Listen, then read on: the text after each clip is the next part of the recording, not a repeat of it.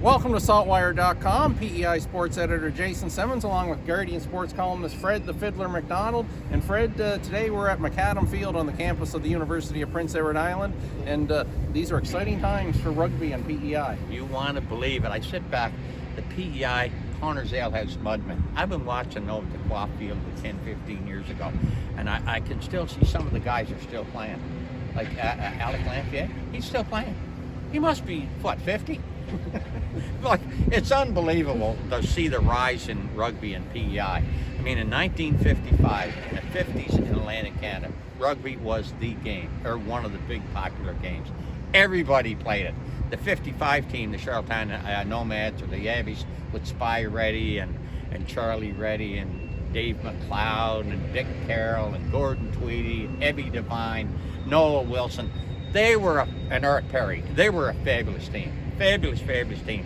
So they were down in history on the great rugby teams. Now you see the Hunters Alehouse Mudmen. They win the 100th edition of the Caledonian Cup. Can you imagine now, a little team from P.E.I. And look what they've done. Look over the last 10 or 15 years, the rise of rugby. I remember when Mike Lloyd was at Charlottetown Rural, and he was promoting rugby, and then you got Ray Moore. He's been at it now for just as long or longer.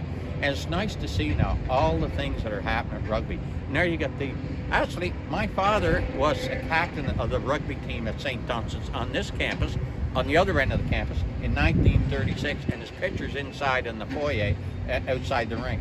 According to the athletic director at the time, with Walter McGuigan, said he was the best rugby player they ever had. It's in the papers.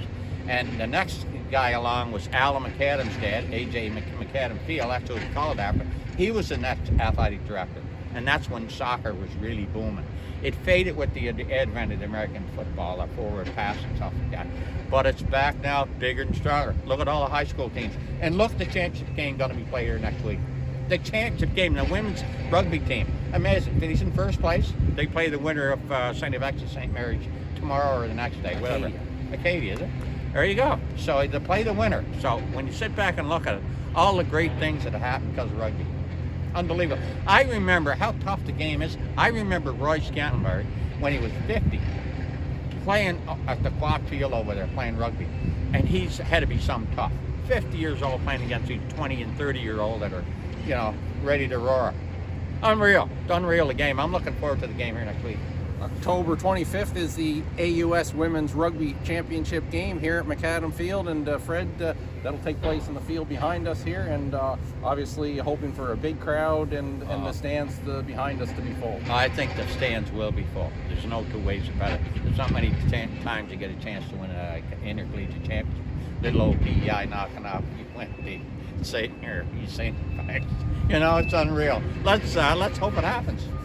For sports columnist Fred MacDonald, I'm Jason Simmonds in Charlottetown, Prince Edward Island for SaltWire.